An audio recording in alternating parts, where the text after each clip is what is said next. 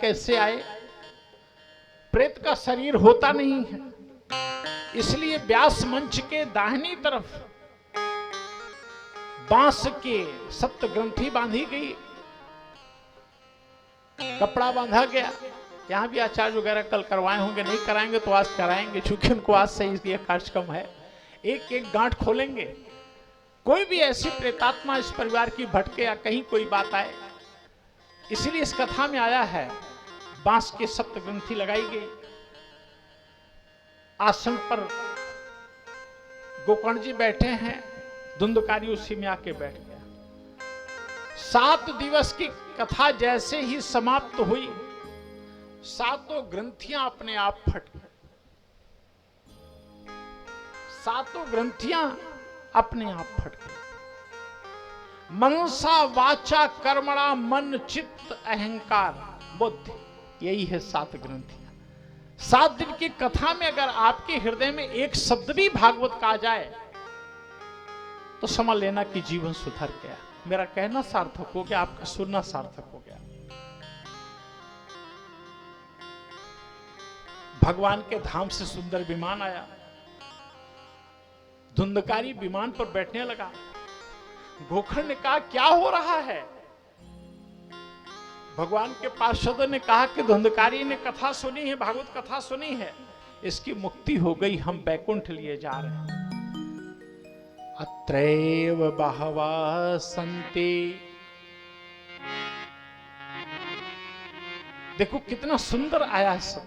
अत्रैव बहवा सन्ति श्रोतारो मम निर्मलाः, पवित्र मन से इसने कथा सुनी है। तो यहां शरीर लेके मत बैठो, मन लेके बैठना चाहिए भागवत कथा में। अगर शरीर लेके आप बैठे हैं तब फिर आप कथा का आनंद नहीं पाएंगे। अच्छा, श्रोता भी 3 प्रकार के होते हैं। श्रेष्ठ श्रोता जो मन एकाग्र करके कथा सुने। कथा सुनते समय चित्त की एकाग्रता होनी चाहिए, मन को इधर उधर न भटकना पड़े, इसलिए बीच में जय श्री राधे गोविंद भगवान की जय ऐसा बोलना चाहिए। दूसरे श्रोता होते हैं, खैनी सुपारी काटने वाले होते हैं। हाँ, वो लोग अपना सुपारी तंबाकू खाना चुपके से पीते और ओंठ पे दबाए। कुछ पान पत्ता खाने वाले होते हैं। और तीसरे श्रोता क्या है? वो घर से जो परेशान होते हैं, सोचते हैं कि बीबी की डांट कौन सुने, चलो बैठ के कथा सुनेंगे, 2 घंटे प्रसाद देंगे, चले आएंगे, बोलो जय श्री राम। लेकिन भागवत को श्रोता मिलते कैसे हैं? कथा सुनने का भी एक नियम है, कथा सुनने का एक नियम भी है। जब तक कथा सुने बीच बीच में गोविंद जी का जयकारा जरूर लगाना चाहिए। जब कीर्तन आवे तो ताली बजाना चाहिए। मुक्ति का मतलब मरना नहीं होता है, आत्मा का बोध हो जाए उसका नाम है मुक्ति। मरने से मुक्ति नहीं मिलती। बहुत लोग कहते नहीं, हमारी इच्छा होती कि अब हम मर जाए, हमको मुक्ति मिल जाए। बिल्कुल मुक्ति नहीं मिलेगी, दौड़ के मुक्ति नहीं आएगी। जब तक आत्मा के ज्ञान का बोध नहीं होगा, और जिसको जीवित अवस्था में आत्मा के ज्ञान का बोध हो गया, वह जीवित ही, जीवन पाते ही वो मुक्त हो गया। जिसे आत्मबोध हो गया उसकी मुक्ति हो गई। भागवत कथा सुनने के नियम बताए गए हैं। आसन लगा के सुनना चाहिए। अगर तकलीफ है तो बैठ करके कुर्सी पे बैठ जाए, कहीं बैठ जाए, उसका साधन। लेकिन जो स्वस्थ है, शरीर जिसका ठीक है, बीमार नहीं है, किसी की गांठों में दर्द नहीं है, साटिका नहीं हुआ है, वो तो कहीं भी ऊंचे आसन पे कहीं बैठ जाए। लेकिन अगर है तो पलती मार के बैठिए। कथा में जितने भी महोत्सव मनाए जाएं, बामन महोत्सव, राम महोत्सव, कृष्ण जन्मोत्सव, खूब श्रद्धा और उत्साह से मनाना चाहिए। उदारता के साथ ज्ञान यज्ञ में आप यह उत्सव मना सकें, ये आपके ऊपर परमात्मा की कृपा है। भागवत कथा को आगे कहते हुए कह रहे हैं, मुक्ति का कोई तू जतन कर ले, मुक्ति का कोई तो जतन कर ले, रोज थोड़ा थोड़ा हरि का भजन कर ले, रोज थोड़ा थोड़ा हरि का भजन कर ले। मुक्ति का कोई तो जतन कर ले, मुक्ति का कोई तू जतन कर ले, रोज थोड़ा थोड़ा हरि का भजन कर ले, रोज थोड़ा थोड़ा हरि का भजन कर ले।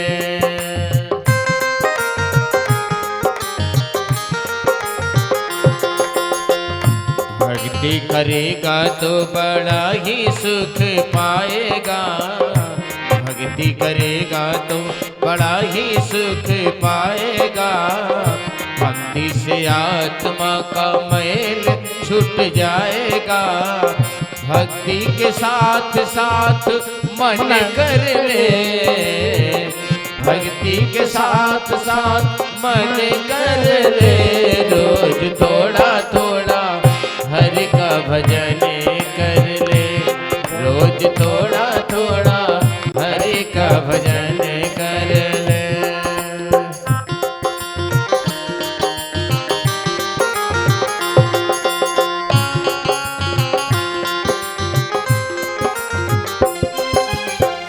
संगत करे अच्छे लोगों की, संगत कर अच्छे लोगों की, तवा मिल जाएगी सभी रोगों की, तवा मिल जाएगी सभी रोगों की, जिंदगी को अपने चमन कर ले, जिंदगी को अपने चमन कर ले, रोज थोड़ा थोड़ा हरि का भजन कर ले, रोज थोड़ा थोड़ा हरि का भजन। मुक्ति का कोई तू जतन कर ले, मुक्ति का कोई तू जतन कर ले, रोज थोड़ा थोड़ा हरि का भजन कर ले, रोज थोड़ा थोड़ा हरि का भजन कर ले, हरि का थोड़ा थोड़ा हरि का भजन कर ले। अरे भाई कर लेना चाहिए थोड़ा थोड़ा, जब भी समय मिले 2 मिनट 4 मिनट, एक घड़ी आधी घड़ी आधे में पुण्यात, एक पल भी समय मिल जाए, आपको ये लगे कि हमको शरीर का देहाभिमान नहीं, ज्ञान नहीं, आप बैठे बैठे डूब गए, बस वहीं आपके ऊपर परमात्मा की कृपा हो गई। 4 घंटे आप बैठ करके घंटी बजा रहे हैं, पप्पू की अम्मा जल्दी पराठा बनाओ स्कूल जाना, तो हो गए आप स्कूल ही जाते रहोगे, भगवान नहीं आने वाले। भगवान कहता है हमारे तुम्हारे बीच में कोई पर्दा नहीं होना चाहिए।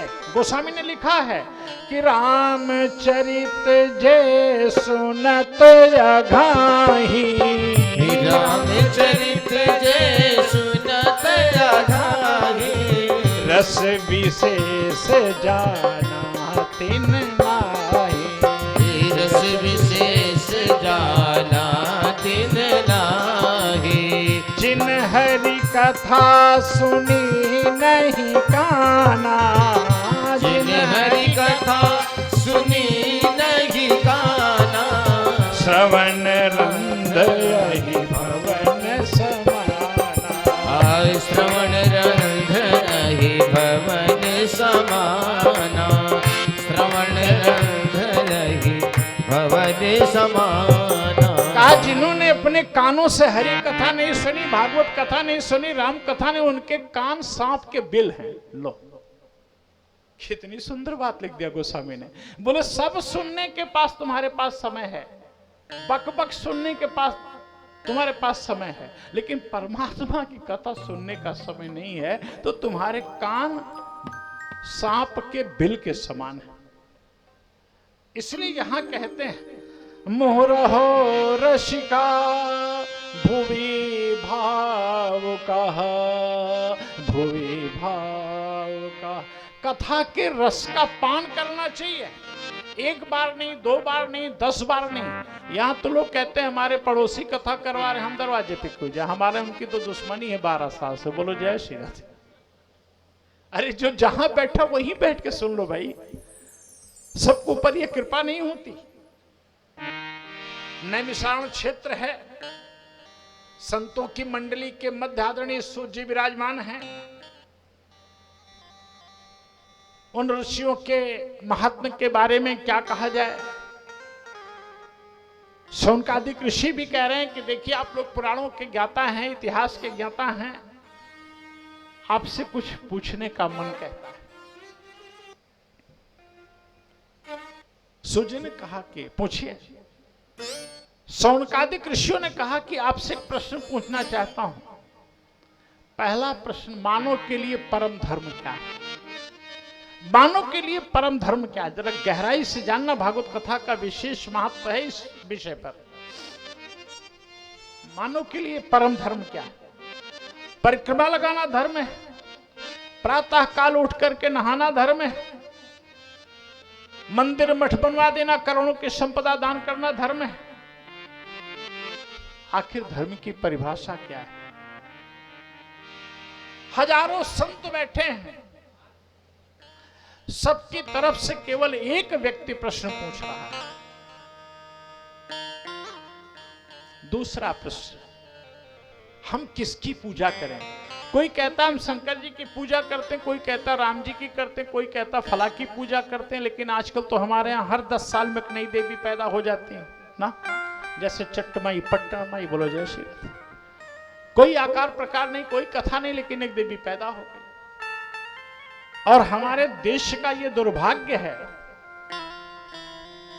जिस लुटेरे के पिता ने रानी लक्ष्मीबाई की हत्या करवाई, षड्यंत्र रचा, आज भी लोग महाराष्ट्र में उसकी जाके पूजा करते। शर्म नहीं आती अपने घर में ऐसे बाबाओं की फोटो रखते हुए, जिसको पहले ही वो जेल में जा चुका है। और उसको जानते हो, आज उसको साईनाथ भगवान के नाम से पुकारा जाता है। कहां लिखा है? कितने पागल हैं। कभी भागवत कथा नहीं पढ़ते, राम कथा नहीं पढ़ते। तुम्हारा धर्म क्या कहता है? तुम्हारा इतिहास क्या कहता है? पूछ रहे हैं कि शंकर जी श्रेष्ठ हैं, राम जी श्रेष्ठ हैं, दुर्गा जी श्रेष्ठ है, कौन श्रेष्ठ है? भैरव बाबा श्रेष्ठ हैं, काली जी श्रेष्ठ है। व्यक्ति के मन में भ्रम हो जाता है, इसका उपाय बताइए। वेद में भगवान का नाम अजन्मा है, तो जन्म कैसे लिया? क्योंकि कबीर ने कहा, मम राम दशरथ के घर नाना, न कौशल्या के गोद समाना। तो दशरथ का बेटा राम कैसे बना? देवकी वसुदेव का बेटा कृष्ण कैसे बना?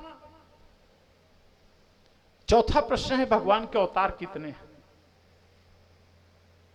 पांचवा प्रश्न है, वक्ता वो श्रेष्ठ नहीं है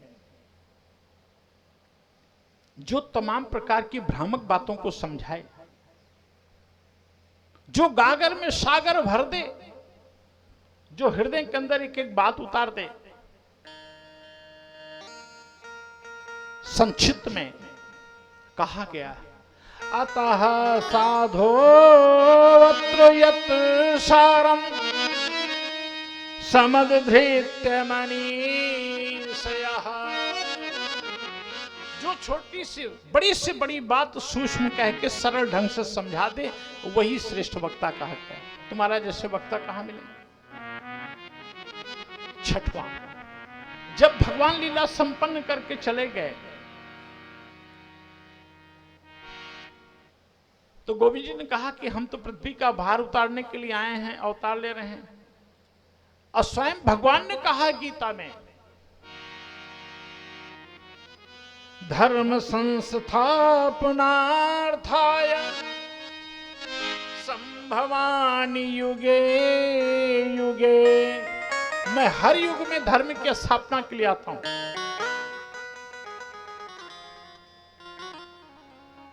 अब जब भगवान लीला करके चले गए, तो धर्म अकेला पड़ गया। धर्म किसकी शरण में गया?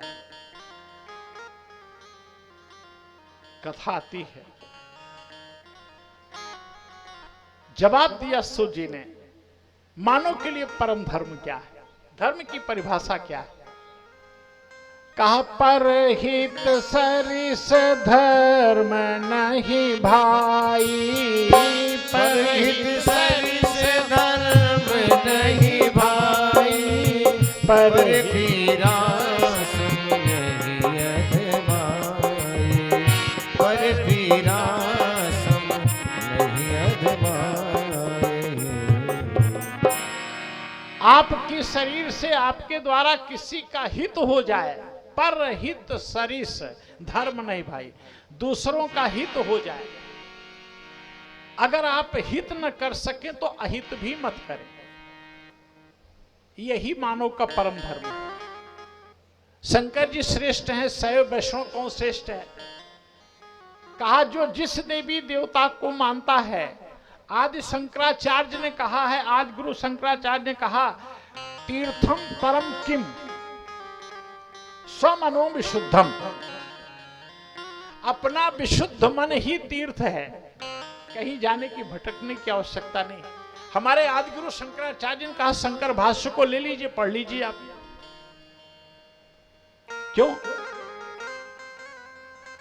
अरे 100 बार उसे देख लिया जी नहीं भरता, एक बार देखो चाहे 100 बार देखो, 100 बार उसे देख लिया जी नहीं भरता, हसरत भरी यही है फिर देख लूं मैं एक नजर। परमात्मा को तो एक नजर में आपको प्रेम होना चाहिए। क्यों? जिसके भी मन में प्रेम हुआ केवल एक बार हुआ, बार बार प्रेम हुआ ही नहीं, क्योंकि प्रेम की परिभाषा देने वाला आज तक कभी कोई जन्मा ही नहीं।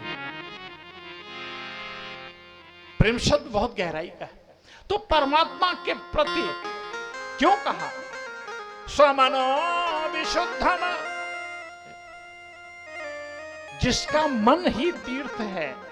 तीर्थम परम किम, तीर्थ क्या है? स्वमनो विशुद्धम, जिसका मन शुद्ध है वही तीर्थ है। इसी को गोस्वामी ने लिखा चौपाई में कि जो जान ही जही दे ही जनाई, जो जान ही जही दे ही जनाई, जानत तुम्हारी तुम्हारी होई जाए, जानत तुम्हारी तुम्हारी होई जाए।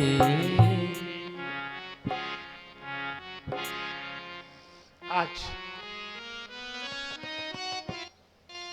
नारद जी बीड़ा बजाते हुए कैलाश पर्वत पर गए, अब लीला करना है।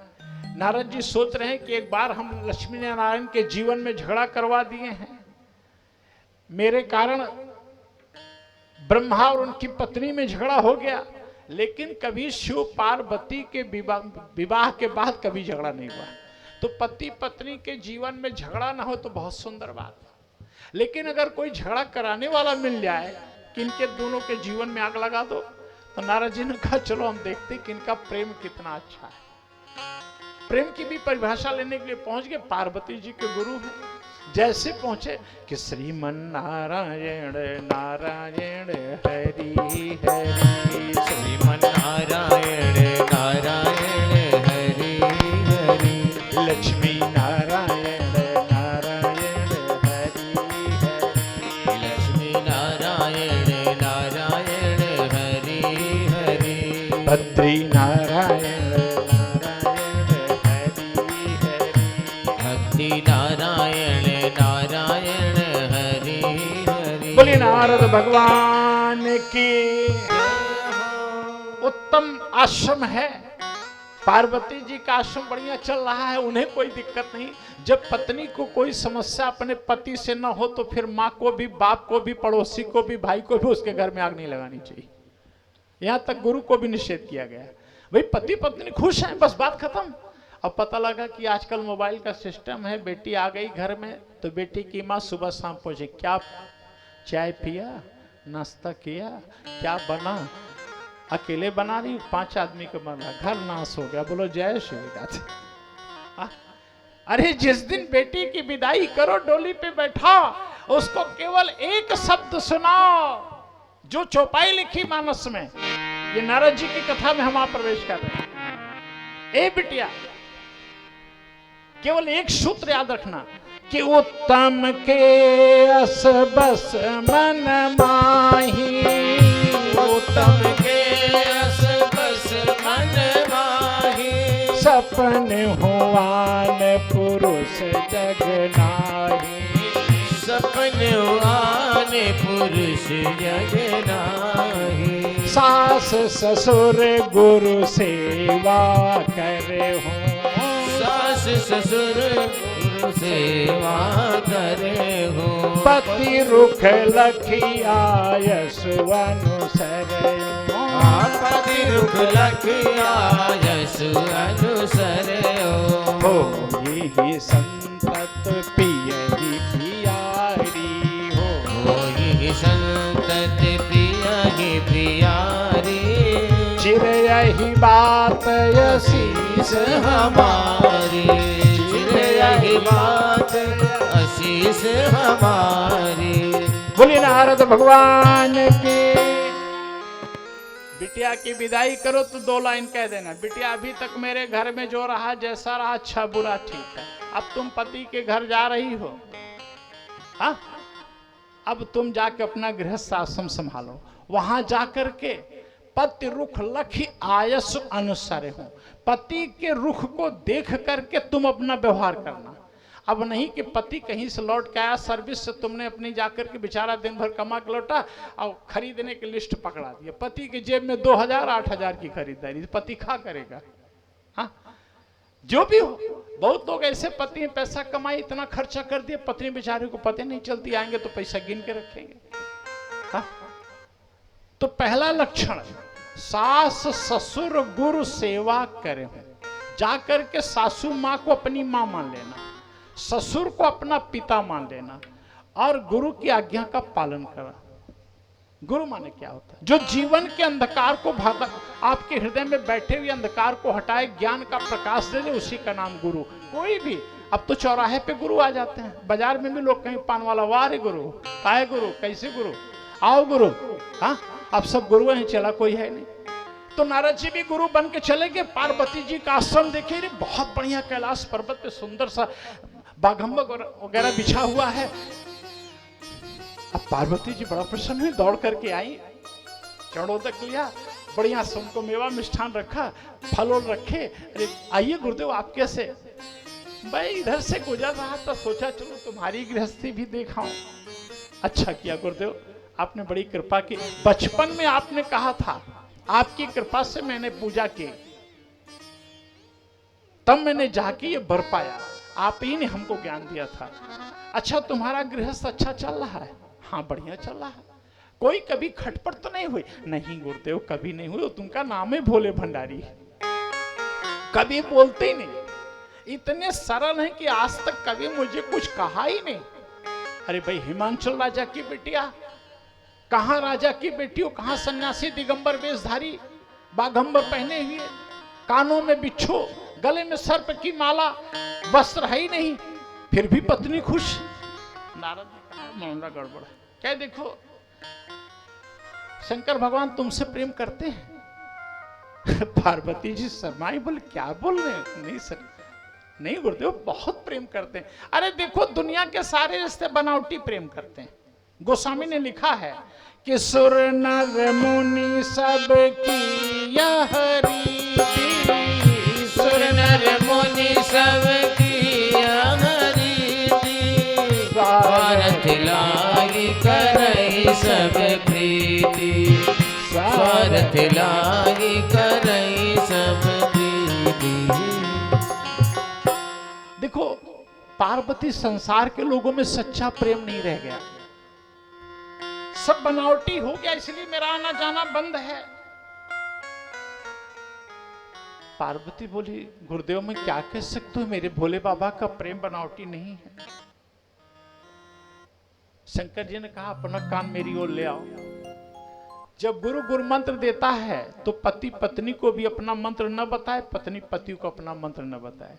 लेकिन आजकल तो शादी तय हो गई, पहले मोबाइल से नाम लेके बतियाना शुरू कर देते हैं। हाँ? पति का दिन भर में 200 बार नाम लेके बुलाएंगे। नारद जी ने कहा मेरे पास आओ बिटिया, और कान में धीरे से कह रहे हैं कि गोपनीयम गोपनीयम गोपनीयम प्रयत्नतः, गोपनीयम गोपनीयम गोपनीयम प्रयत्नतः। देखो, इसे गुप्त रखना शास्त्र की मर्यादा कही है। अच्छा एक बात बताओ, जो हमने तुमको मंत्र दिया तुम बैठ कर करती हो? हाँ करते हैं। भोले बाबा कुछ बोलते तो नहीं? नहीं। अच्छा तुम बिटिया सही से बताना, भोले बाबा अगर बहुत प्रेम करते हैं तो उनके गले में जो मुंड की माला पहने हैं वो तो उसके बारे में कुछ बताया अब तक? पार्वती ने कहा नहीं गुरुदेव कुछ नहीं बताया। बोले तो इससे बड़ा कपटी कौन होगा? अब पार्वती के दिमाग में आए हे भगवान, हम तो राजा का घर छोड़ के इनको बर चुने हैं और इतने महाकपटी निकले कि अगर आज गुरुदेव ना आते तो पता नहीं चलता। अब वो आग लगाए चले गए। अब शंकर भगवान समाधि से वापस आए, देखा पार्वती जी मुंह फुला करके बैठी हैं, जैसे पहले राजाओं के यहाँ कोप भवन होता है। अगर पत्नी के मन का काम न हो तो फिर पति के आने के बाद तो ठीक से बात नहीं करती। तो पार्वती हमेशा शंकर जी के आने पर उनकी आरती उतारती थी, समाधि से बाहर आते थे, बाकायदा पूजा करती। तो आज मुंह फुला के बैठी हैं। तो शंकर जी ने कहा हमें ही पूछना चाहिए, पति पत्नी में अगर कोई बात हो जाए तो अपने मन की शंका दूर करनी नहीं चाहिए, क्योंकि शास्त्र में आया है संशय आत्मा विनश्यन्ति।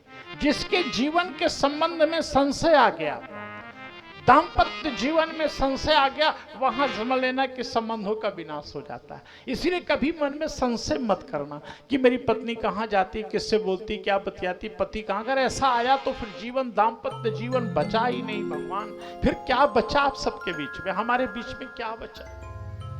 अब शंकर जी ने कहा सब ठीक है, यहाँ कौन आया था, कोई आया था? पार्वती ने इतने कहा नहीं नहीं हमारे गुरु आए थे। तब भोले बाबा मुस्कुरा के हंसे, बोले आए होंगे तो गुरु मंत्र जरूर दिया होगा। बोले नहीं आप कपटी हो। अब भोले बाबा कहे मैं कपटी हूं, आप झूठ बोलते हो। भोले बाबा ने कहा नहीं नहीं असत्य संपातक पुंजा, मैं कभी झूठ बोलता ही नहीं हूं, क्योंकि शिव की संस्कृति है सत्यम शिवम सुंदरम। कभी भोले कभी झूठ नहीं बोल सकते। आप इतनी उदास क्यों हो गई? मैंने कौन सा झूठ बोला? बोले आप अपने गले में मुंड की माला किसकी पहनते हो? बस इतना सुनना था कि शंकर जी समझ गए। बोले हम बोलेंगे तुम्हें बुरा तो नहीं लगेगा? बोले नहीं।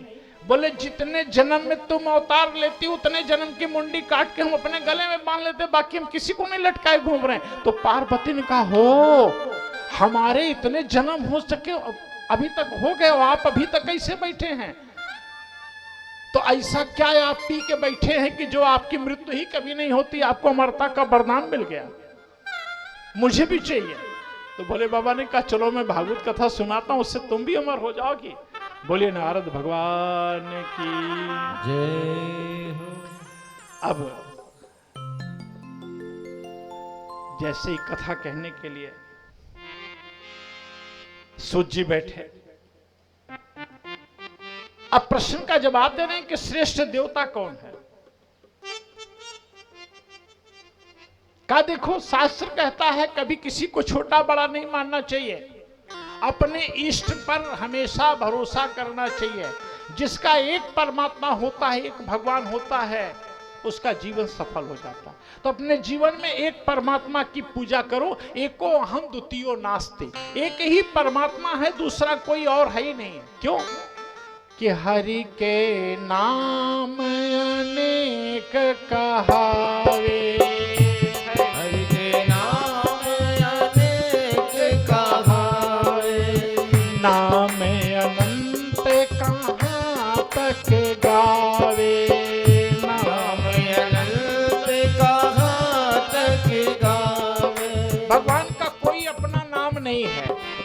जिस नाम से पुकारता है भगवान उसी नाम से चले आते हैं। एक ही साधे सब सधे और सब साधे सब जाए और काम बिगाड़ो आपनो जग में होत हंसाए। इसलिए जब भी पूजा करो, चाहे आप काली जी की करो, दुर्गा जी की करो, अपने इष्ट को हमेशा सर्वोपरि मानो, एक परमात्मा का चिंतन करो। अब हमारे मन में भ्रम हो गया, हमने अपने पूजा के कमरे में शंकर जी की मूर्ति रखी, काली जी की रखी, दुर्गा जी की रखी, राम जी की रखी, गोविंद जी की रखी, अब हम किसको अपना माने? अरे भाई सीधी सी बात है, जिसको आप अपना इष्ट माने उससे आप कह दे। शंकर जी, अगर आप राम जी को इष्ट मानते तो आप शंकर जी से कहिए ना, हे बोले बाबा हमारा प्रेम राम जी के चरणों में बना रहे, बस आशीर्वाद दीजिए। हे हनुमान जी महाराज मेरा प्रेम प्रभु के चरणों में बना रहे, बस देखिए आपका काम हो गया। भटकने की आवश्यकता नहीं है। भगवान का नाम अजन्मा है तो जन्म कैसे लिया? सूर्य जी कह रहे हैं कि परमात्मा का जन्म नहीं होता, परमात्मा कभी जन्मता नहीं, हमेशा प्रभु का अवतार होता है। परमात्मा के भिन्न भिन्न अवतार होते हैं। कब? जब जब होई धर्म कई हानि, जब जब होई धर्म कई हानि, बढ़ई असुर अधम अभिमानी, बढ़ई असुर अधम अभिमानी। तब तब धरि प्रभु विविध शरीरा, तब तब हरि प्रभु विविध शरीरा, हरहि कृपानिधि सज्जन पीरा, हरहि कृपानिधि सज्जन पीरा। सज्जनों के कष्ट की निवृत्ति के लिए हरहि कृपा निधि सज्जन पीरा। ध्यान देना, परमात्मा सज्जनों के ऊपर कृपा करते हैं। तो आप कहते क्या दुष्ट पे नहीं करते? भगवान ने कहा नहीं, सब पर वही करते हैं, लेकिन सबको अपने कर्मों का फल देते हैं कि जो जस करहि सो तस फल चाखा, जो जस करहि सो तस फल चाखा, कर्म प्रधान देश करि राखा, कर्म प्रधान देश करि राखा। वैसे भगवान के 24 अवतार हैं। सबसे पहला अवतार सनक सनंदन सनातन सनत कुमार 12 अवतार, संत नारद नर और नारायण का अवतार, भगवान कपिल देव का अवतार, दत्तात्रेय जी का अवतार, यज्ञ भगवान ऋषभ देव जी का अवतार, पृथ्वी जी मत्स्य अवतार, कच्छप अवतार, धनवंती अवतार, मोहिनी अवतार, श्री नरसिंह भगवान, वामन भगवान, परशुराम अवतार, वेद व्यास जी हमारे प्रभु मर्यादा पुरुषोत्तम श्री राम जी का अवतार, बलराम जी का शेषावतार का अवतार, कन्हैया का अवतार, हरि अवतार, हंस अवतार, बुद्ध अवतार, अंतिम 24वां कल के अवतार। भगवान के जितने भी अवतार हैं उनमें प्रत्यक्ष परिपूर्ण 2 अवतार, कृष्णावतार और रामावतार। कृष्ण के और राम के अवतारों में अंतर क्या है? राम और कृष्ण दोनों एक हैं। राम कृष्ण दो एक हैं, अंतर नहीं निमेष, इनके नयन गंभीर हैं, उनके चपल विशेष। राम जी के नैनों में गंभीरता है और गोविंद जी के नैनों में चंचलता है। राम कृष्ण दोनों एक ही तत्व हैं, तो कभी इसमें नहीं उलझना है कि हम राम की पूजा करें या गोविंद जी की पूजा करें। अंतर केवल इतना है, राम जी मर्यादा पुरुषोत्तम हैं और गोविंद जी कन्हैया जी लीला पुरुषोत्तम है। दोनों पुरुषोत्तम हैं, एक मर्यादा पुरुषोत्तम है, दूसरा लीला पुरुषोत्तम है। कथा को आगे बढ़ाते हुए सूर्य जी कह रहे हैं, एक बहुत सुंदर स्थान है बद्रीनाथ जी का,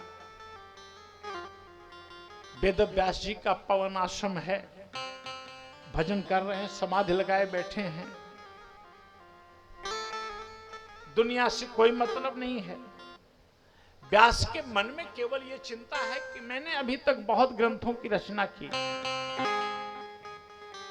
मैंने सूक्ष्म रूप से देखा कि दुनिया खाने पीने सोने में मस्त है, हंसने में मस्त है, क्या करें। व्यास जी ने एक वेद के 3 भाग किए, 4 वेद हो गए, ऋग्वेद, यजुर्वेद, सामवेद, अथर्ववेद। तो ये वेद क्या है? ये प्रवेशिका मात्र है। तो वेद किसे कहते हैं? वेद किसे कहा गया? क्या इन पुस्तकों का नाम वेद है? आज बड़ा प्रश्न आया।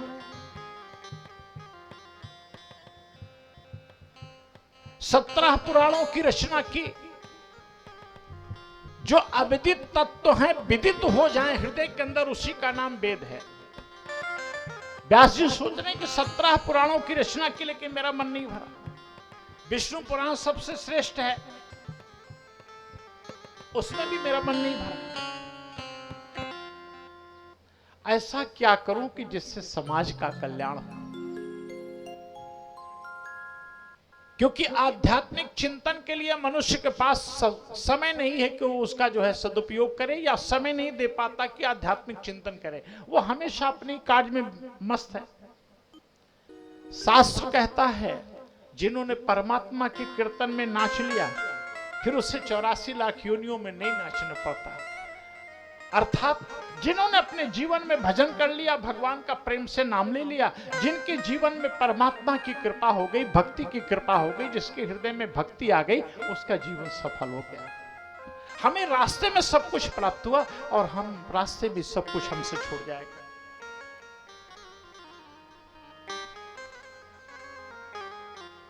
नारद जी कह रहे हैं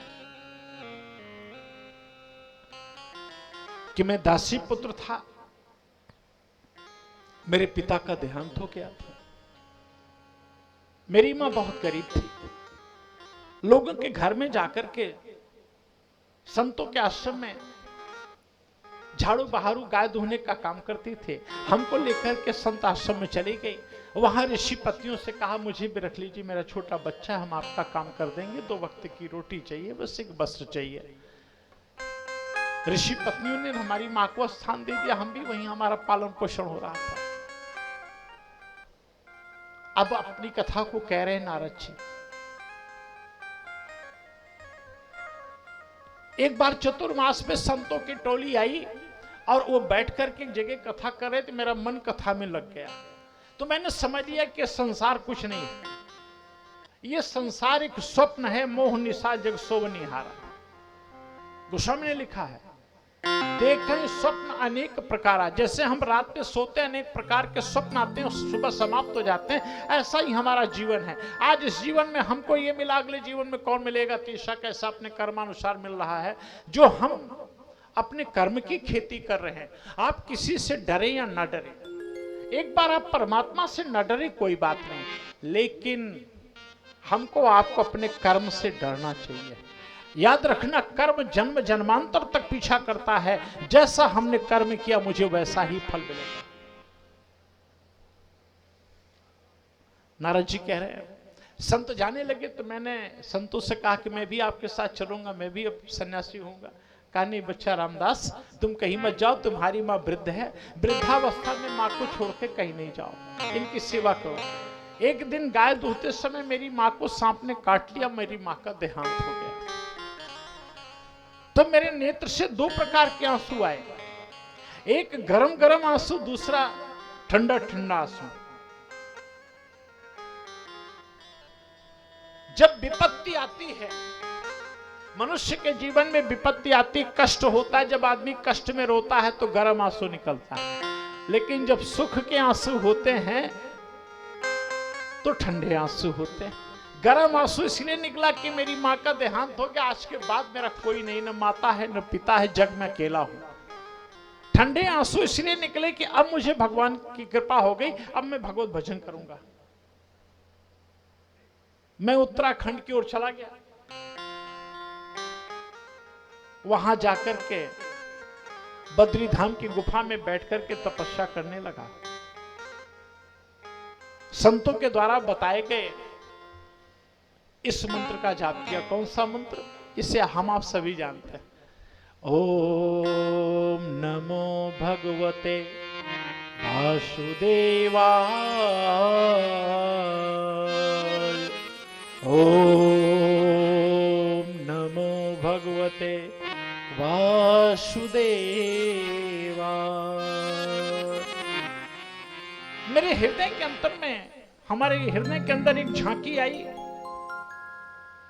मैं बड़ी जोर से रोने लगा। आकाशवाणी हुई, अभी तुम्हारे संस्कार शेष हैं, इस जन्म में मिलना संभव नहीं है।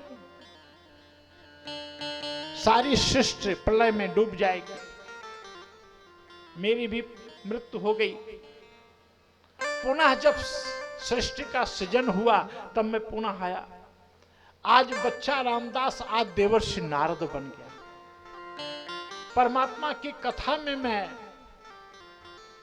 केवल उनका चिंतन करता हूं और बीड़े पर हमेशा उनका भजन करता हूं। व्यास जी ने 4 मंत्रों से 18,000 मंत्र बनाए। 4 मंत्रों से भागवत लिखी। व्यास जी के हृदय में आया कि भागवत तो मैंने लिख दिया, भागवत को कहने वाला चाहिए। सुखदेव भगवान समाधि में बैठे हैं, व्यास जी के पुत्र हैं, अखंड समाधि में हैं। तो समाधि किसे कहते हैं? गुफा में बैठ जाना समाधि कहते हैं। आप अपने घर के किसी कोने में कहीं बैठ जाए, शांतिपूर्वक पूजा कक्ष में बैठ जाए, एक पल के लिए देहाभिमान न हो आपको, देह की सुध नहीं कि सुध न रही ये पागल मन की, कहां गगन और कहां जवानी, लीन कर दिया तूने इतना हर पग में तेरी पग ध्वनि, जता दिया तूने अपने आप को अनुसंधान, और क्या मांगो, जीवन दान दे दिया तुमने, तुमसे दान और क्या मांगो। तो भगवान से कहो ना, मुझे मनुष्य का शरीर मिल गया, सबसे अच्छी यौन मिल गई, अब क्या दान मांगो? बेटा मांगू, धन मांगू, प्रतिष्ठा मांगू? ये तो मेरे कर्म के अनुसार मिलेगा। जैसा मैंने अपना कर्म किया है, जो मेरे भाग्य में है, तो कर्म का फल तो सबको भोगना है। शिष्यों को बुलाया, छोटे छोटे शिष्य से। व्यास जी ने कहा, जो समाधि लगा के बैठा हुआ है वो बालक, वो संत जी बैठे हैं, सुखदेव भगवान, जाग करके ये है सुंदर मंत्र को गाओ। वरहा पीडम नटवर्पुः कर्णयो कर्णिकारम, विभद्रवासः कनक कपिशं वैजयंती च मालाम। जैसे इतना कहा समाधि टूट गई। अरे आगे बोलो, आगे बोलो, आगे क्या है? ऋषि पुत्रों ने कहा कि मुझे नहीं मालूम, व्यास जी बैठे, आप जाकर उनसे पूछिए ना।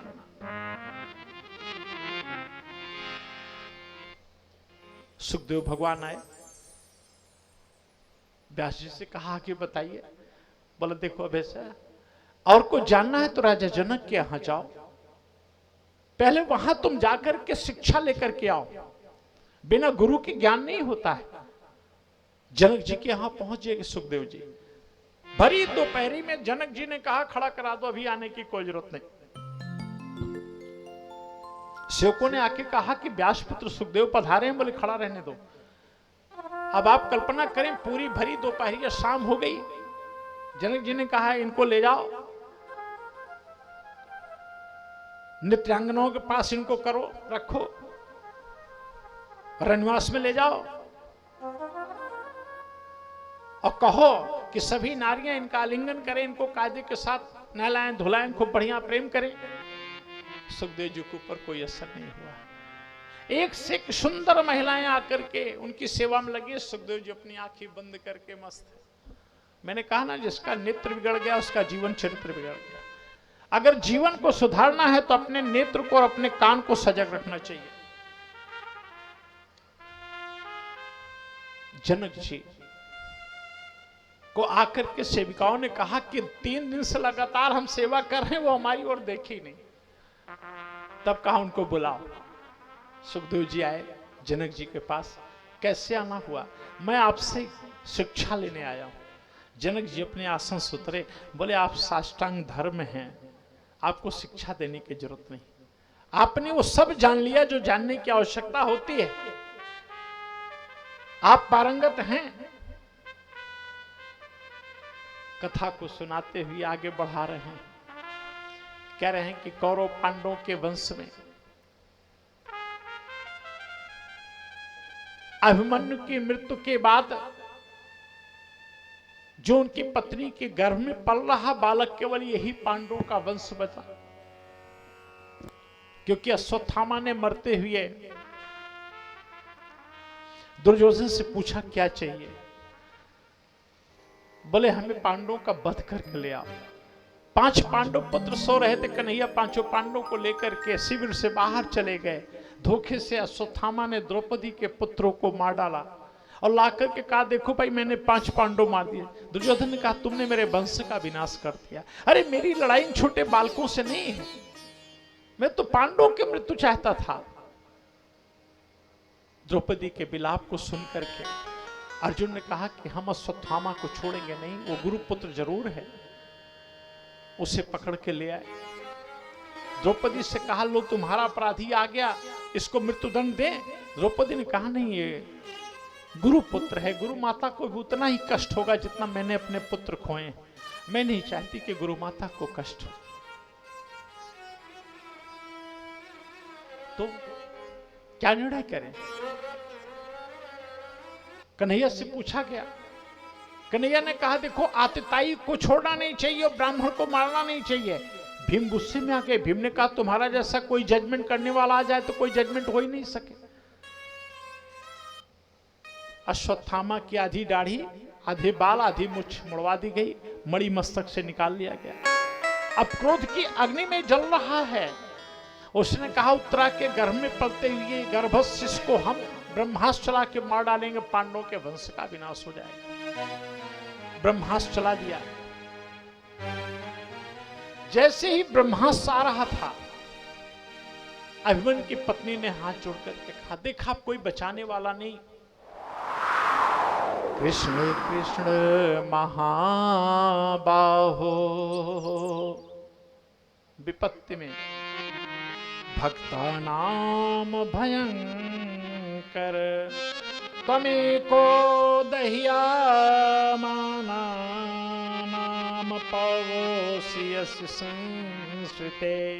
हे नारायण, अब आपके सिवा मेरे बालक को बचाने वाला कोई नहीं है। कन्हैया पहुंच गए चतुर्भुज रूप धारण करके।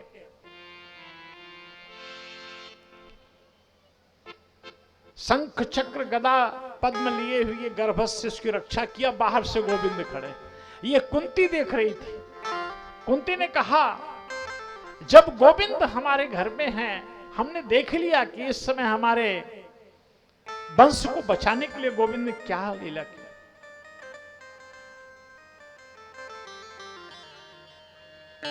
ब्रह्मास्त्र चलाया तो अर्जुन से कहा हमारे गोविंद ने देखो तुम भी ब्रह्मास्त्र चला दो, दोनों ये नष्ट हो जाएंगे। दोनों ब्रह्मास्त्र नष्ट करा दिया। परीक्षित का जन्म हुआ।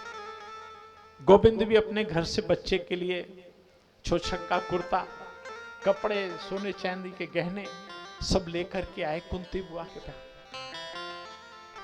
जाने लगे तो सबसे कहा क्या चाहिए बताइए। कुंती मां ने कहा विपदा संतु नः स्वत्र तत्र जगद गुरो भवतो दर्शनम यस्याद पुनर्भव दर्शनम। ए गोविंद अगर देना चाहते तो मेरी झोली में कष्ट दे दो। अगर धरती की किसी नारी ने कोई चीज मांगा है तो केवल कुंती मां ने मांगा, केवल विपत्ति मांगी। कन्हैया कांप गए। क्या मांग रही है बुआ? बोले विपत्ति में ही तो तुम मेरे यहाँ आते हो, विपत्ति में ही तो तुम खड़े होते हो, मेरे जीवन से कभी विपत्ति जाने ना पाए। आज हे गोविंद, अगर आपकी कृपा न होती तो मेरे वंश का नाश हो जाता। विपदो नैव विपदः संपदो नैव संपदा। विपत्ति को विपत्ति नहीं कहते, संपत्ति को संपत्ति नहीं कहते, तो फिर है क्या? विपद नारायण विस्मृति, भगवान को भूल गया वही विपत्ति है।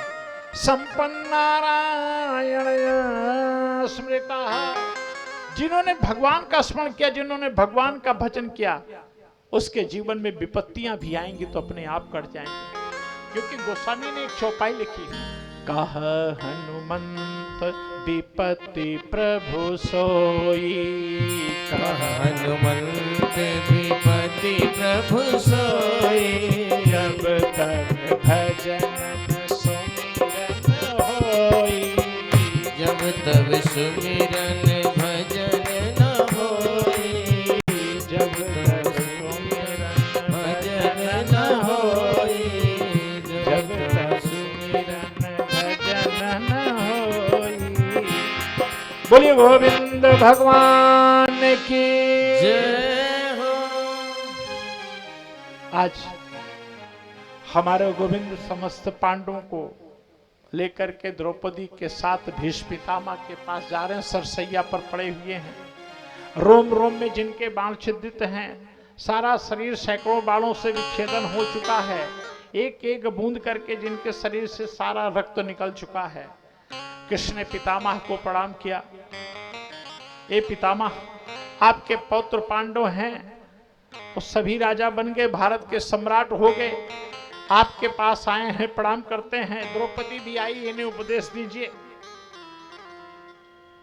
आपको जीवन का अनुभव है, इनके माध्यम से, अपने माध्यम से आप मार्गदर्शन कीजिए। भीष्म पितामह ने कहा, सब कुछ जानते हुए भी कन्हैया तुम आदर दे रहे हो, ये लाला सम्मान देना कोई आपसे सीखे। दान धर्मान राज धर्मान मोक्ष धर्मान विभागशः। बेटा तुम लोग राजा बन गए, अच्छी बात है, गृहस्थ आश्रम में वो अच्छी बात है, लेकिन गृहस्थ आश्रम में कभी आलसी नहीं होना चाहिए। ज्यादा से ज्यादा धन कमाए, खूब धन कमाए, लेकिन जितना धन कमाए उसका कुछ अंश दान करना अवश्य चाहिए। नहीं, धन तो आएगा लेकिन कैसे चला जाएगा पता ही नहीं चलेगा। क्यों?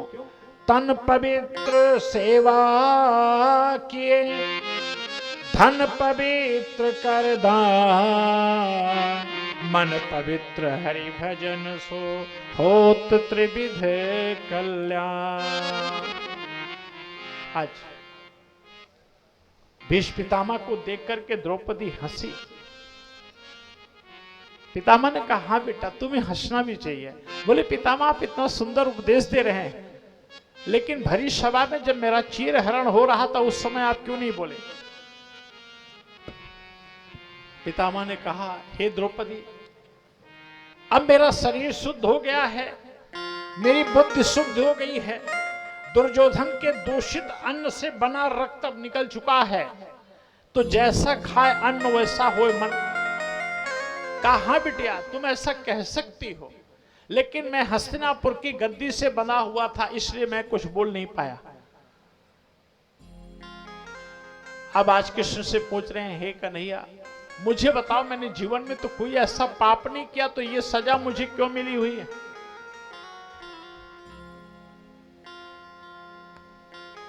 बेटा मैंने अभी कहा कि दुर्योधन के दूषित अन्न खाने से मेरा मन दूषित हो गया था, मेरा रक्त निकल गया, मेरा शरीर शुद्ध हो गया, मेरा मन शुद्ध हो गया। द्रौपदी दौड़ करके चौड़ों में गिर पड़ी। अब कन्हैया से प्रश्न कर रहे हैं, मेरे किस पापों की सजा है जो मुझे सरसैया पे पड़ना पड़ा? मैंने जीवन में कभी कुछ नहीं मांगा, लेकिन आज मेरे मन में कुछ मांगने की इच्छा हो रही है। अगर गोविंद आप कृपा करें तो मैं कहूं। प्रभु ने कहा, बोलिए क्या शंका है? भीष्म पितामह ने कहा, मेरी पुत्री है, मैं उसे समर्पित करना चाहता हूं। पांडव परेशान हो गए कि विवाह किया नहीं तो पुत्री आई कहां से? भीष्म पितामह ने कहा, मेरी बुद्ध रूपी पुत्री है, मेरी पुत्री का नाम मति, मति माने बुद्धि। मेरी बुद्ध रूपी पुत्री मैं आपको समर्पित करना चाहता हूं। मेरी बुद्धि में किसी प्रकार की तृष्णा नहीं है और ये मैं आपको समर्पित करना चाहता हूं। लेकिन मैं आपकी वो झांकी कैसे भूल सकता हूं? आप अर्जुन को उपदेश दे रहे तो मैं आपको उपदेश से वंचित हो गया। ए हरि, मैंने कहा था, मैंने प्रण किया था, आज जो हरिहीन शस्त्र गहाऊं, तौला जो गंगा जननी को, मैं सांतन सुतन कहाऊं, मैं सांतन सुत न कहाऊं, मैं सांतन सुतन कहाऊं, सांतन सुत न कहाऊं। अर्जुन के रथ के सामने आप विराजमान हैं। भीम ने बाणों की बौछार कर दी। 10-5 बाण अर्जुन के घोड़ों को लगे। भगवान ने अर्जुन से कहा, तुम करते क्यों नहीं? अर्जुन कह रहे हैं, मेरा बस नहीं चल रहा है, मेरा कवच टूट गया है, मेरा बाजू बंद गिरने वाला है, मुकुट भी टूटने वाला है। हे केशव, भीष्म पितामह के सामने युद्ध करना मेरे बस की बात नहीं है। मेरे गोविंद ने देखा कि पितामह अर्जुन को मार डालेंगे। परमात्मा अपनी प्रतिज्ञा को भूल करके भीष्म की प्रतिज्ञा को रखने के लिए एक रथ का टूटा पहिया उस चक्के को उठाया और दौड़ पड़े। परमात्मा यदि अपनी प्रतिज्ञा तोड़ दे तो प्रलय आ जाता है।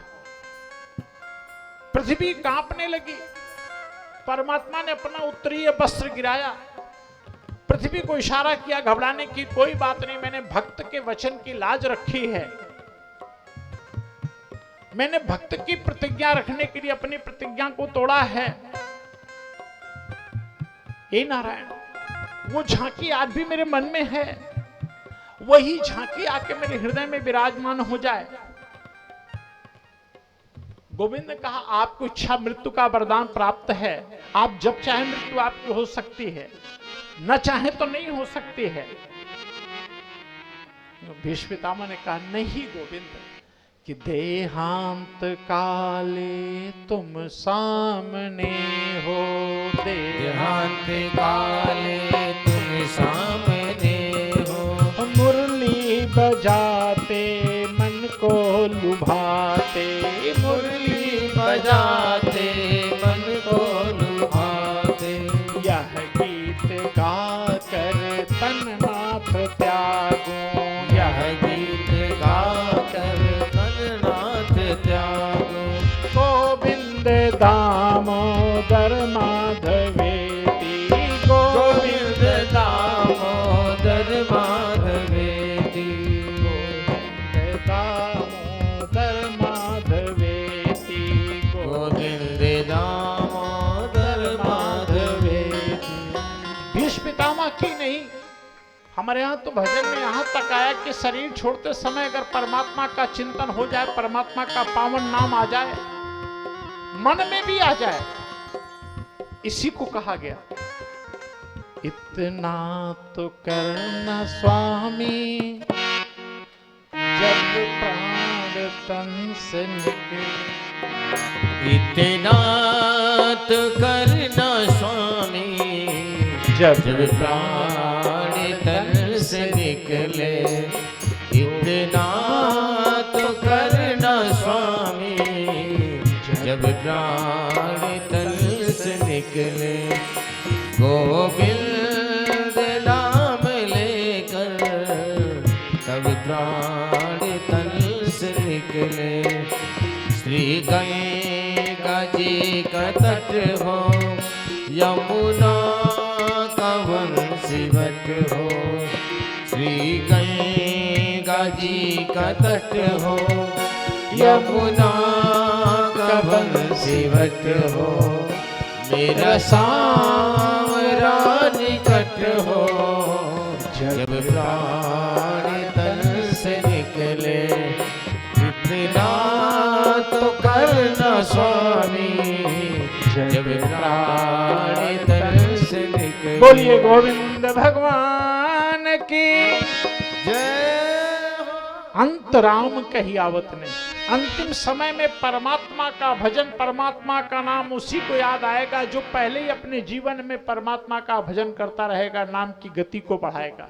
इसलिए अपने जीवन के अभ्यास में प्रतिदिन कम से कम हो सके 21,600 सांस हमको परमात्मा देता है। हम 1,000 सांस में परमात्मा का नाम ले लें तो भी मेरा जीवन पार हो जाएगा। क्यों गोस्वामी ने लिखा कि कलयुग केवल नाम आधारा, कलयुग केवल नाम आधारा, सुमिरी सुमिरी नर उतर पारा, सुमिरी सुमिरी नर उतर पारा, सुमिरी सुमिरी नर उतर पारा। कलयुग केवल हरि गुण गाहा, कलयुग केवल हरि गुण गाहा, गावत नर पावहि भवताहा, गावत नर पावहि भवताहा। भीष्म पितामह ने गोविंद की चिन्मय झांकी का दर्शन किया और शरीर का त्याग कर दिया। सभी पांडव रोने लगे। प्रभु ने पांडवों को सुंदर शिक्षा दी। भीष्म पितामह इनका 12 भागवतों में नाम है। 12 जो भागवत हैं उनमें एक नाम भीष्म पितामह का भी आता है। इसलिए पिंडदान करते समय भी सभी लोग, जितने सनातन धर्म के मानने वाले हिंदू हैं, सब भीष्म पितामह के नाम पर एक पिंड अवश्य देते हैं। बोलिए भीष्म पितामह भगवान की जय। परीक्षित जी बड़े हो गए। पांडवों ने सोचा कि जब अब बड़ा हो गया अपना राजपाट देखे। परीक्षित बड़भागी हैं। पांडव लोग अपना प्रशासन करके चले गए। जाते समय उनका बेटा 3 बातें याद रखना। पहली बात, जो होगा मैं उससे रोक नहीं सकूंगा। सुंदर सा उपदेश दिया। ज्यादा इधर उधर की बातें नहीं किया। बेटा मैं जा रहा हूं, शरीर छोड़ दूंगा, लौट के नहीं आऊंगा, अब कैसे होगा, कुछ नहीं कहा। बेटा 3 बातें याद रखना। जो होगा उससे मैं रोक नहीं सकूंगा, जो नहीं होगा कभी नहीं होगा, और जो हो रहा हो प्रभु की इच्छा से हो रहा। तो केवल अगर हम जीवन में हर इच्छा और प्रभु कृपा 2 ही शब्द याद कर ले तो मेरा जीवन पार हो जाएगा। भोले बाबा ने कहा, जब सती उनकी बात नहीं मानी तो ये नहीं कहा कि धीरे से उन्होंने कहा, हर इच्छा भावी बलवाना। जब परिवार में पत्नी कहना न माने, बेटा कहना न माने, परिवार कहना न माने, तो परमात्मा के ऊपर सारी बात डाल दो, कब इनकी बुद्धि को परमात्मा देखे। नारायण की इच्छा यही है।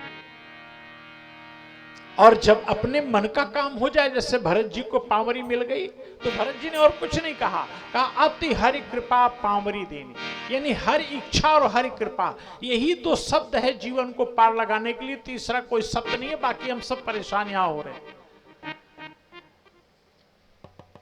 परीक्षित जी के मन में आया कि मैं पांडवों का खजाना देखूं।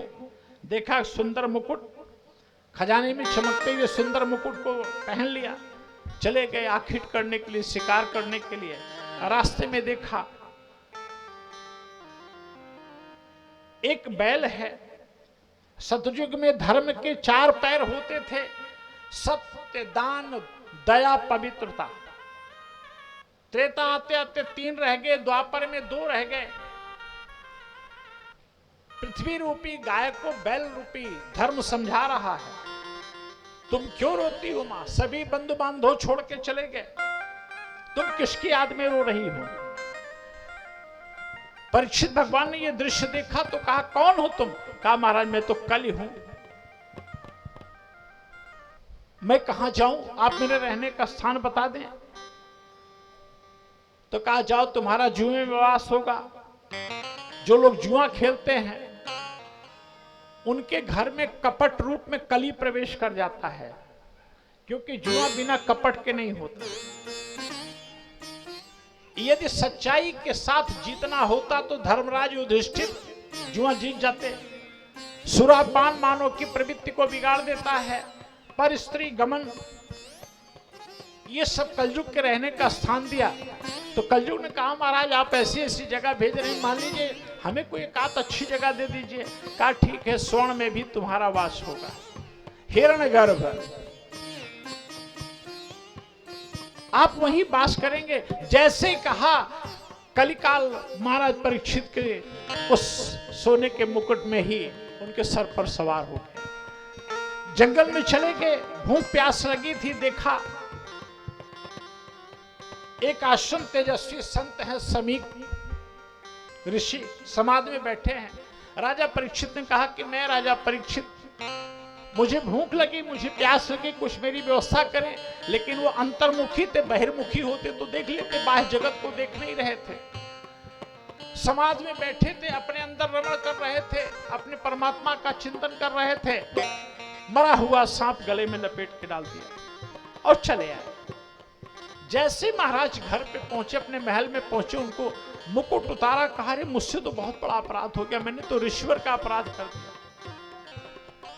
शमीक ऋषि के पुत्र आए, श्रृंगी ऋषि, अपने मित्रों के साथ देखा हमारे पिता के गले में मरा हुआ सर्प। उन्होंने कहा किसने डाला? तो लोगों ने कहा महाराज परीक्षित आए थे। कहा आज के बाद कभी परीक्षित ऐसी गलती नहीं करेंगे, दोबारा जीवन में नहीं करेंगे। आज के ठीक 7वें दिन तक्षक सर्प आएगा, डसेगा, उनकी मृत्यु हो जाएगी। इतना सुनते ही समीक ऋषि के नेत्र से आंसू निकल पड़े। बोले अरे वो तो धर्मात्मा हैं, उनके पैसे से हमारा आश्रम चलता है, तुमने ये क्या कर डाला? गलती मेरी थी, मैं समाज में था, तुमने राजा को अकाल मौत दे दी। संत का हृदय बड़ा करुणावान होता है। लेकिन एक बात हमारे आपके जीवन में भी है कि 7 ही दिन में जन्म और 7 ही दिन में मृत्यु होती है। मृत्यु का कोई 8वां दिन नहीं लिखा है और जन्म का कोई 8वां दिन नहीं। समीक ऋषि ने अपने गौरमुख नाम के शिष्य को भेजा, कहा महाराज परीक्षित से जाके कहिए कि उनकी अकाल मौत 7वें दिन हो जाएगी। परीक्षित महाराज को सूचना दी गई।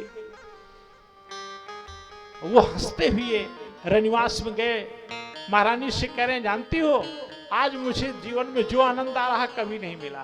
देखिए मृत्यु का भी आलिंगन कर रहे हैं। रानी ने कहा इतने प्रसन्न क्यों हैं? कहें विधाता की कुंडली में, विधाता की लेखनी में कोई ऐसा नहीं, मेरी मृत्यु 7 दिन अब हो नहीं सकती, क्योंकि सब चीज की गारंटी है, मृत्यु की गारंटी नहीं कि कब सांस बंद हो जाए, इसकी गारंटी किसी के पास नहीं। परीक्षित अपने ज्येष्ठ पुत्र जन्मेजय को राजगद्दी पर बिठाने का निर्णय किया। सभी तैयारियां हो रही हैं, इंद्रप्रस्थ की नारियां सच के तैयार हो रही हैं कि अब यज्ञ शुरू होने वाला है। सारे महात्मा आ गए।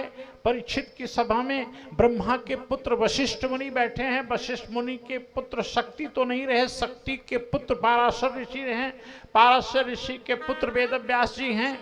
मैं थोड़ा और आपको स्पष्ट कर दूं, वशिष्ठ मुनि जो हैं वो सुखदेव जी के परबाबा लगते हैं, पाराशर मुनि सुखदेव जी के बाबा लगते हैं, व्यास जी सुखदेव जी के पिताजी लगते हैं। मार्कंडेय ऋषि बैठे हैं, ऐसे ऋषि जिनके जीवन में न जाने कितने इंद्र आए और चले गए। परीक्षित ने कहा मैं आप सबका कोई समय नहीं बर्बाद करना चाहता हूं। 7वें दिन मरने वाले व्यक्ति की मुक्ति का उपाय क्या है? सब एक दूसरे को देख रहे हैं। इतने में राधा रानी के लाडले हमारे गोविंद के दुलारे सुखदेव जी का आगमन हो रहा। बोलिए सुखदेव भगवान की। सीधा परीक्षित भगवान के पास पहुंचे। परीक्षित जी ने देखा कि 16 वर्षीय सुखदेव जी आ रहे हैं। महाराज ने उससे प्रश्न किया कि 7वें दिन मरने वाले व्यक्ति की मुक्ति का मार्ग क्या है? सुखदेव जी ने एक शब्द कहा, समझो मुक्ति मिल गई। बड़े भाग जब जानिए मिलने आवे संत, संतन को मिलनो करे सब कष्टन को अंत। अतः पृक्षाम संसिद्धिम योगिनाम परमं गुरुम पुरसेयत कार्यम म्रियमाणस्य सर्वथा। ये पहले अध्याय के 19वें सर्ग का 37वां श्लोक। अभी हम लोगों की कथा चल रही है, क्योंकि आज पहला दिन है। आज संतों ने इशारा किया कि अब आप प्रशंसा मत करिए, प्रशंसा करेंगे तो उठ के चले जाएंगे। पुरस्येयत कार्यम प्रियमाणस्य सर्वथा। जल्दी मरने वाले की मुक्ति का उपाय बताया। कहा देखो, भागवत कथा सुनाने के लिए बैठ गए सुखदेव जी। बोलिए सुखदेव भगवान की जय हो। परीक्षित भगवान से कहा देखो, पहले तो आप ये निर्णय कर लो कि आप शरीर नहीं हो। आप कहो ना कि मैं चिन्मयी आत्मा हूं। शरीर मरता है, अनेकों बार ये शरीर आया चला गया, पता नहीं कितनी बार शरीर की मृत्यु हुई, लेकिन आत्मा अजर अमर है। कि मैं नहीं, मेरा नहीं, यह तन प्रभु का है दिया। मैं नहीं, मेरा नहीं, यह तन प्रभु का है दिया। जो भी अपने पास है वह धन प्रभु का है दिया। जो भी अपने पास है यह धन प्रभु का है दिया। मैं नहीं, मेरा नहीं, यह धन प्रभु का है दिया। मैं नहीं, मेरा नहीं, यह धन प्रभु का है दिया। जो भी आपको मिला, जीवन में जो भी मिला, ये शरीर परमात्मा का दिया हुआ है। परमात्मा जब कृपा करता है तब मनुष्यों मिलती है। आइए सब लोग आरती करें, समय हो गया। आरती का साल हमारे आचार्य जी सजा रहे हैं थाली को। सब लोग आरती ले लें। आरती लेकर के प्रसाद का वितरण हो जाएगा। सब लेकर के अपने अपने घरों को जाएं।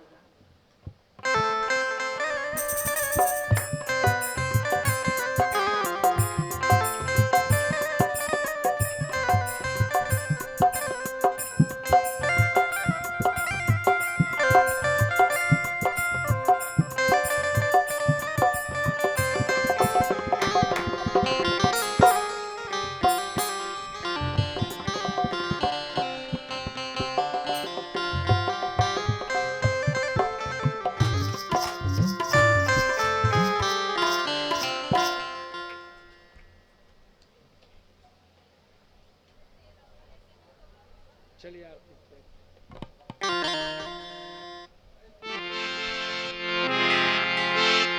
श्री भागवत भगवान की है आरती। पापियों को पाप से है तारती। श्री भागवत भगवान की है आरती। पापियों को पाप से है तारती।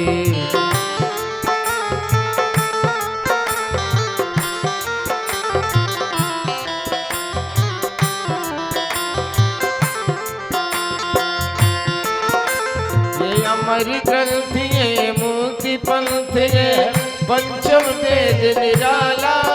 नौ ज्योति जगाने वाला। ये अमर ग्रंथ ये मुक्ति पंथ ये पंचम वेद निराला। नौ ज्योति जगाने वाला।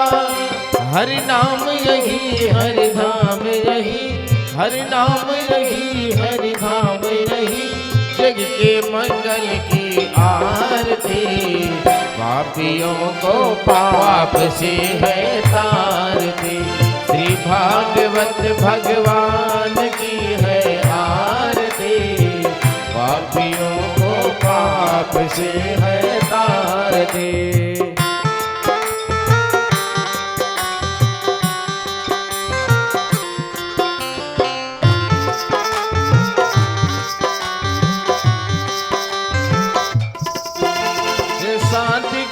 पावन पुनीत पापों को मिटाने वाला, हरि दर्श कराने वाला। ये शांति गीत पावन पुनीत पापों को मिटाने वाला, हरि दर्श कराने वाला। ये सुख करनी ये दुख हरणी, ये सुख करनी ये दुख हरणी, ये सुख करनी ये दुख हरणी। मधुसूदन की आरती, पापियों को पाप से है तारती। श्री भागवत भगवान की है आरती, पापियों को पाप से है तारती।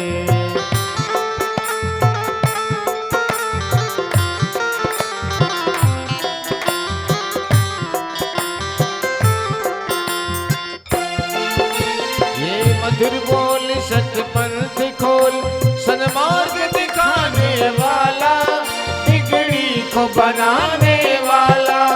ये मधुर बोल सतपंथ खोल, सन्मार्ग दिखाने वाला, बिगड़ी को बनाने वाला। श्री राम यही घनश्याम यही, श्री राम यही घनश्याम यही, प्रभु की महिमा की आरती, पापियों को पाप से है तारती। श्री भागवत भगवान की है आरती, पापियों को पाप से है तारती। कर्पूरी गौरम गौरावतारम, संसार सारम भुजगेन्द्रहारम, सदा वसन्तं हृदयारविन्दे, ओम भवानी शैलं नमामि। त्वमेव माता च पिता त्वमेव, त्वमेव बन्धुः सखा त्वमेव, त्वमेव विद्या द्रविणं त्वमेव, त्वमेव सर्वं मम देव देव। गुरुर्ब्रह्मा गुरुर्विष्णु गुरुर्देवो महेश्वरः, गुरुः साक्षात् परब्रह्म, तस्मै श्री गुरवे नमः।